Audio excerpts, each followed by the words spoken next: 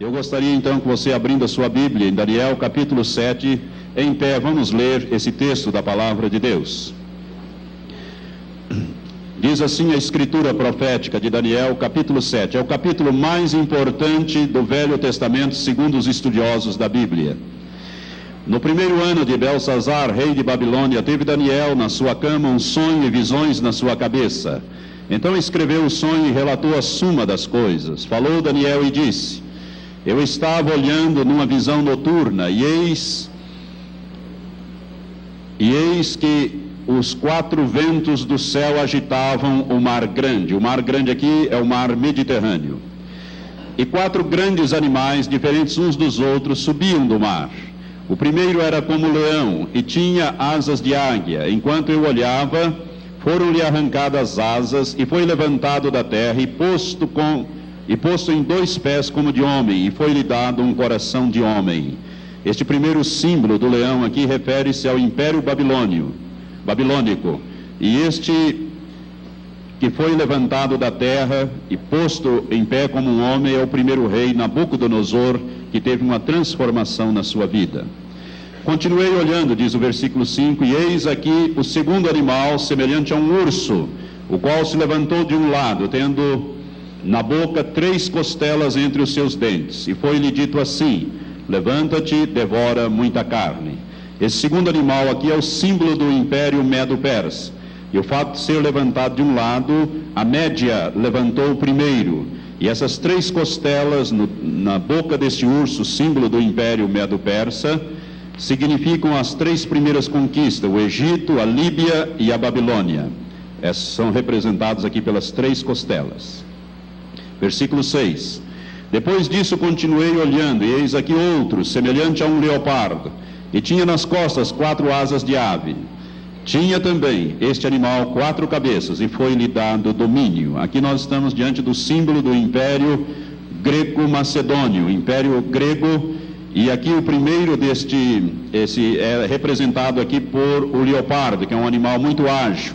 E o fato dele ter asas nas suas costas, 4 asas, simboliza a rapidez com que Alexandre, o primeiro rei, Alexandre o Grande, ele conquistou todo o mundo conhecido de então em 12 anos.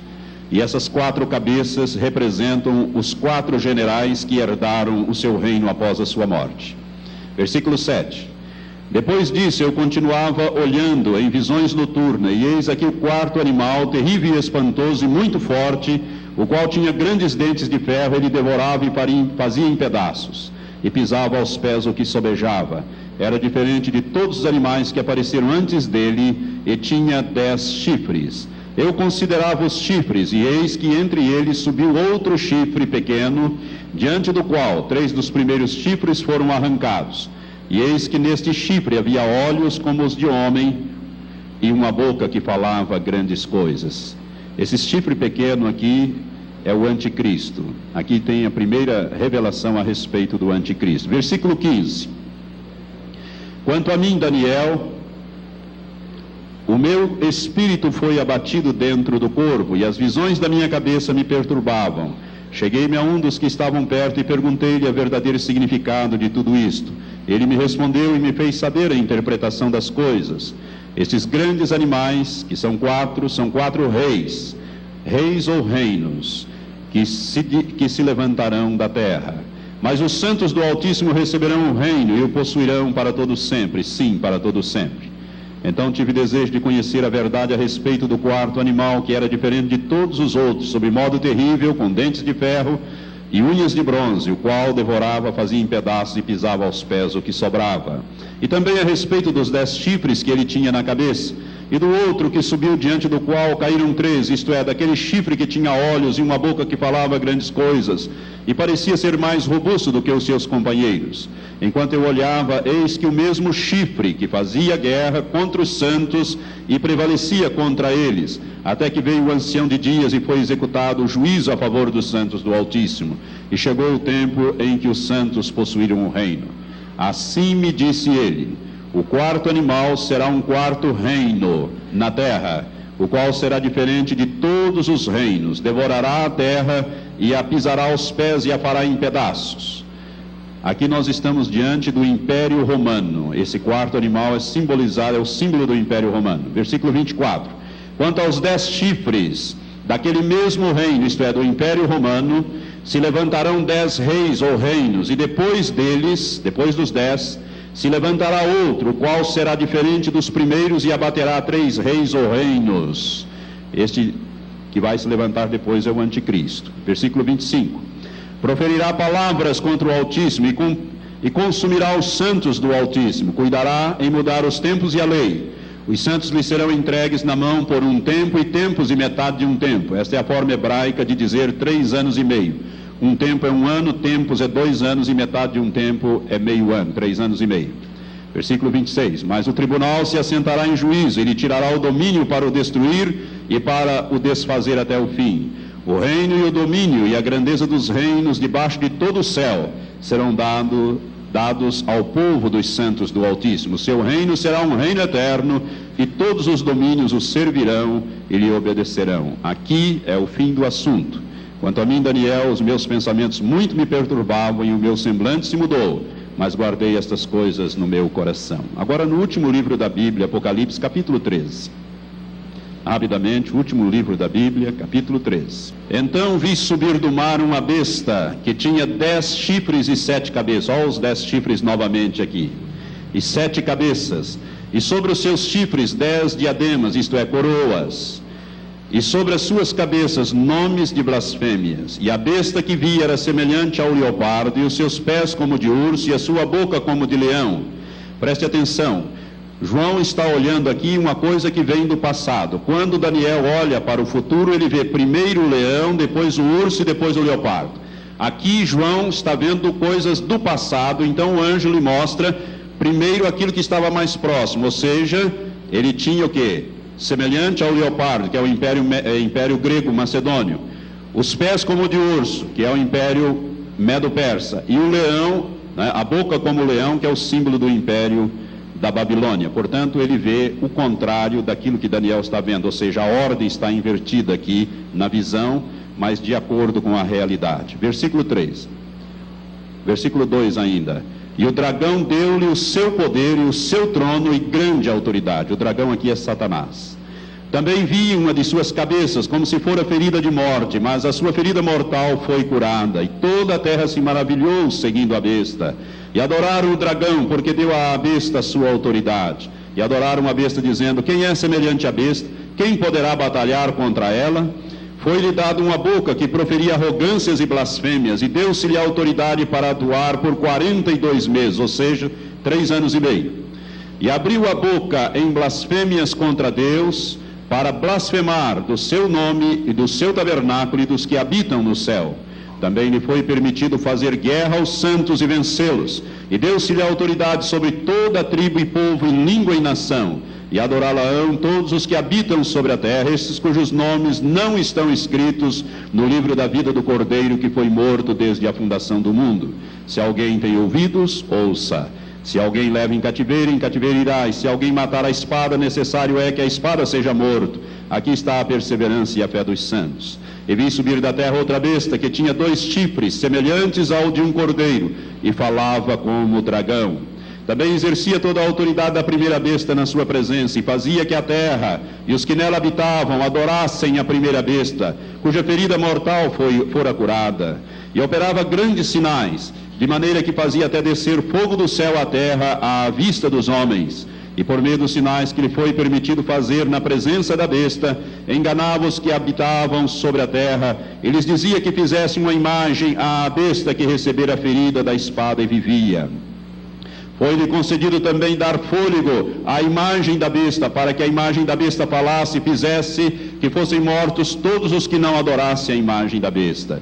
E fez que a todos, pequenos e grandes, ricos e pobres, livres e escravos, lhe fosse posto um sinal na mão direita ou na testa, para que ninguém pudesse comprar ou vender, senão aquele que tivesse o sinal, ou o nome da besta, ou o número do seu nome. Aqui há sabedoria. Aquele que tem entendimento, calcule o número da besta, porque é o número de um homem, e o seu número é 666. Que Deus abençoe essa escritura no teu espírito. Pai, nós estamos diante da tua presença, E diante desta preciosa porção da Tua Palavra, revela-nos, ó Pai, as coisas que estão ocultas. Abre agora, Senhor, os olhos e ouvidos espirituais dos que nos ouvem aqui no santuário e também, Senhor, através dessas fitas. Pai, toma, Senhor, a direção pelo Teu Espírito. Usa-nos agora, Pai. Nós agora nos levantamos contra toda interferência diabólica, em nome de Jesus. Toda e qualquer interferência, nós estamos agora quebrando, resistimos, em nome de Jesus, e prostramos por terra toda interferência maligna. Senhor, faz agora, Senhor, prosperar esta palavra, traz a revelação, abrindo os olhos e os ouvidos espirituais. Nós te pedimos isto em nome de Jesus. Amém, Senhor. Amém. Podeis sentar, amados.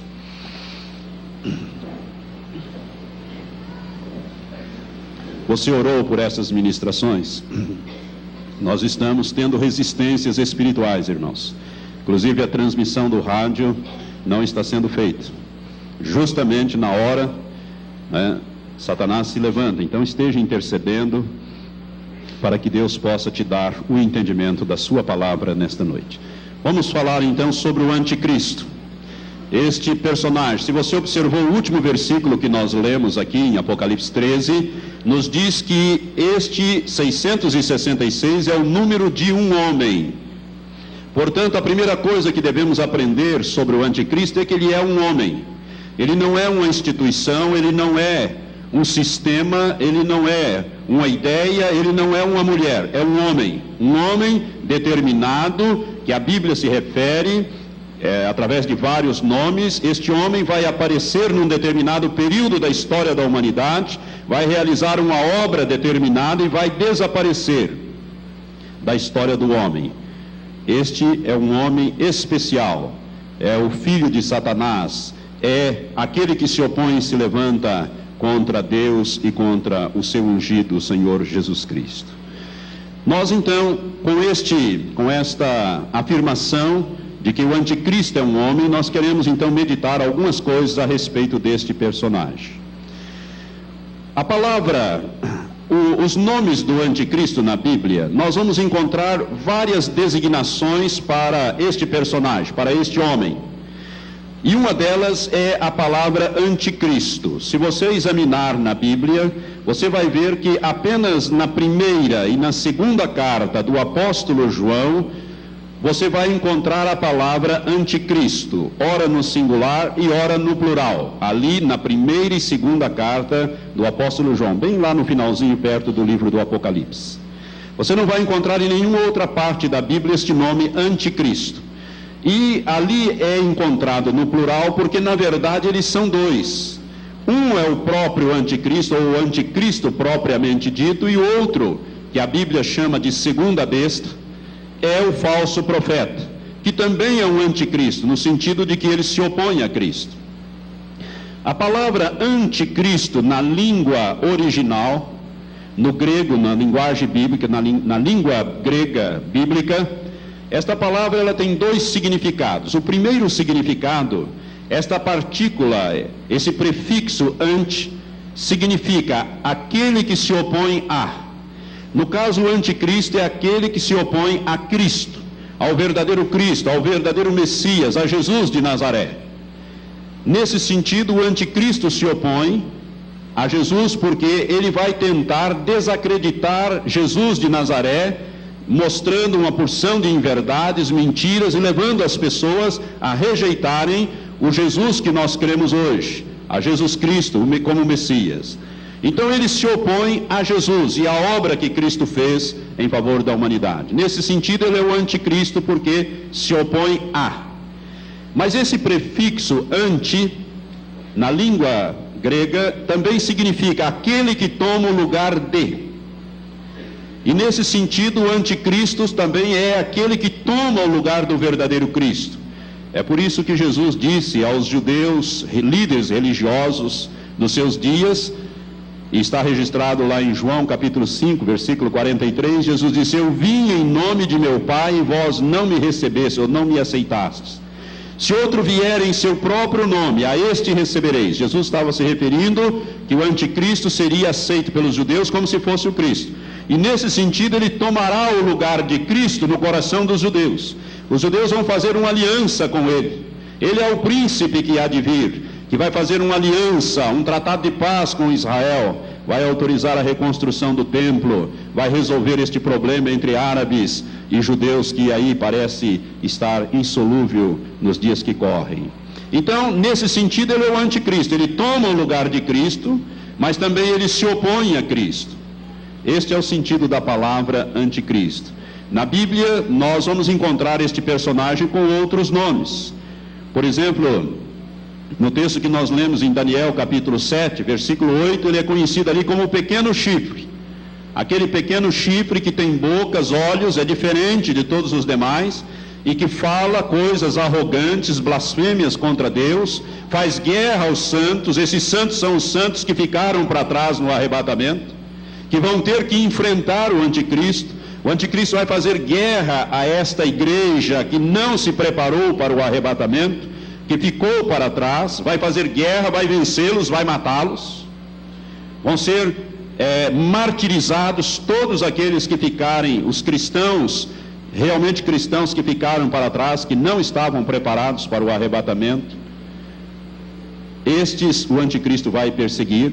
Ele é conhecido ali como o pequeno chifre, em Daniel capítulo 7, versículo 8. Um outro nome que ele tem está em 2 Tessalonicenses capítulo 2. Ali o apóstolo Paulo, por revelação do Espírito Santo, chama também de homem do pecado. Este é um dos apelidos dele, um dos epitetos, um dos nomes que ele tem, homem do pecado. Ali também nós vamos encontrar outra designação dele, filho da perdição, e também um outro nome que ele tem ali em 2 Tessalonicenses 2, o iníquo. Todos estes nomes designam a mesma pessoa, ou seja, o mesmo homem. Além disso, a Bíblia ainda chama-o de a besta, conforme o capítulo 13 que nós lemos. A primeira besta que subiu do mar ali são povos, nações e línguas. Este é o significado de mar no livro do Apocalipse. O capítulo 17, o anjo que dá a revelação no capítulo 17, nos diz que águas são povos, nações, línguas agitadas, né? E o anticristo então vem dessa convulsão social que haverá no mundo, quando ele aparecer, quando ele estivesse para aparecer, e ele então é a besta que subiu do mar, e a besta que subiu da terra, do versículo 11 em diante, refere-se ao falso profeta. Portanto, são vários nomes que o anticristo tem na Bíblia. Vamos ver agora a sua origem, a origem deste personagem. Irmãos, o anticristo, assim como o falso profeta, que são ambos anticristos, né? Porque ambos se opõem, ambos vão enganar, tomar o lugar de Cristo. Eles deverão, tanto um como o outro, ser da raça dos judeus. Eles terão que ser judeus de origem. Por quê? Porque o judeu jamais aceitará como seu Messias alguém que não seja da linhagem dos judeus, ou judeu de raça. Então o anticristo, ele terá, na verdade, uma dupla cidadania. Ele será judeu de raça, mas terá também a cidadania de um pequeno país na Europa. E eu vou mostrar mais para frente como a Bíblia diz que ele vem da Europa. Ele vem do antigo Império Romano restaurado, que está sendo restaurado hoje na Europa, através da comunidade europeia. O anticristo virá desta região. E ele é judeu de sangue, de raça, vamos dizer assim. A sua raça é judia ou judaica, porque os judeus jamais vão aceitar alguém como seu Messias, né, como o seu Cristo, se ele não for da origem deles. A Bíblia fala a respeito de uma profecia, lá no início da Bíblia. Eu quero que você abra comigo, no livro de Gênesis, capítulo 49, no capítulo 49, nós vemos ali o episódio da morte do patriarca Jacó. Jacó teve 12 filhos. Esses 12 filhos vão dar origem às 12 tribos de Israel, formando o povo judeu, o povo de Israel, o povo hebreu. E quando Jacó estava na iminência de morrer, ele chama todos os seus filhos e começa a abençoá-los e a profetizar sobre estes patriarcas, ou seja, as tribos que eles iam dar origem e o que seria cada uma dessas tribos. Nós lemos assim no capítulo 49 de Gênesis: depois chamou Jacó a seus filhos e disse: ajuntai-vos para que eu vos anuncie o que há de vos acontecer nos dias vindouros. Ajuntai-vos e ouvi, filhos de Jacó, e ouvi a Israel vosso pai. E ele começa então pelo mais velho, Rubens, e começa a falar a respeito daquilo que seria a tribo de Rubens. E se você olhar, por exemplo, no versículo 8, ele fala ali de Judá, que é da onde descende nosso Senhor Jesus Cristo. Ele diz: Judá, a ti louvarão os teus irmãos, a tua mão será sobre o pescoço dos teus inimigos, diante de ti se prostrarão os filhos do teu pai. Ou seja, Judá vai governar. Versículo 9 diz: Judá é um leãozinho, subiste à presa, meu filho, ele se encurva e se deita como um leão e como uma leoa. Quem o despertará? O cetro não se arredará de Judá, nem o bastão de autoridade dentre os seus pés, até que venha aquele a quem pertence, e a ele obedecerão os povos. Aqui nós temos inclusive uma profecia a respeito de Jesus Cristo. Jesus é o leão da tribo de Judá, e Judá vai governar, ou seja, Jesus vai governar, até que venha aquele a quem pertence. Ou seja, quem é que pertence o governo de toda a terra? Ao leão da tribo de Judá, Jesus de Nazaré. Até que venha Jesus. Aqui está falando do milênio, inclusive. O cetro não se arredará de Judá, nem o bastão de autoridade entre seus pés, até que venha Siló, ou na melhor tradução, até que venha aquele a quem pertence, e a ele obedecerão os povos, ou seja, toda a terra. Então esta profecia aqui, em relação a Judá, já está falando do reino milenial de Cristo. Mas o que nos interessa aqui é o versículo 16 e 17. Quando ele vai profetizar a respeito do patriarca Dan, de um dos seus filhos chamado Dan, ele diz: Dan julgará o seu povo como uma das tribos de Israel. Dan será serpente junto ao caminho, uma víbora junto à vereda, que morde os calcanhares do cavalo, de modo que caia o seu cavaleiro para trás. A tua salvação tem esperado, ó Senhor. Por causa desta profecia, irmãos, muitos estudiosos, inclusive os rabinos judeus, ensinam que o anticristo virá da tribo de Dan. Por quê? Porque ao falar sobre a tribo de Dan, profeticamente, inspiradamente pelo Espírito Santo, Jacó diz que Dan julgará o seu povo, como uma das tribos de Israel. Ou seja, Dan será instrumento de justiça contra o seu povo. Dan será um instrumento. E diz mais: Dan será uma víbora junto à vereda. E nós sabemos, né, que será serpente junto ao caminho e uma víbora junto à vereda. Serpente é um símbolo de quê? De Satanás. Satanás é a antiga serpente lá do Jardim do Éden. Portanto, Satanás vai usar a tribo de Dan. Por isso deve vir da tribo de Dan o falso profeta e o anticristo. Muito provavelmente, pelo menos um deles deve vir dessa tribo de Dan, né? E Satanás vai usar a tribo de Dan, ou este personagem originário da tribo de Dan, para exercer o juízo contra o povo de Israel. Você nunca deve perder de vista que a grande tribulação começa exatamente em Jerusalém, quando o anticristo se assentar no santuário, ou seja, no templo reconstruído, e se apresentar como Deus, de acordo com os textos de 2 Tessalonicenses 2, e exigir adoração. E o judeu vai se recusar a adorar um homem, por mais poderoso que ele seja, eles vão se recusar a adorar este homem como se fosse Deus. E aí começa a grande tribulação. Por isso é que Dan será instrumento de juízo contra o seu povo. Por isso, a maioria dos estudiosos das profecias acham que o anticristo virá da tribo de Dan. No livro do Apocalipse, o último livro da Bíblia, nós lemos aí o primeiro, né? No capítulo 7, se você quiser acompanhar comigo, nós vemos ali, na profecia que o apóstolo João recebe, ali no capítulo 7 do livro de Apocalipse,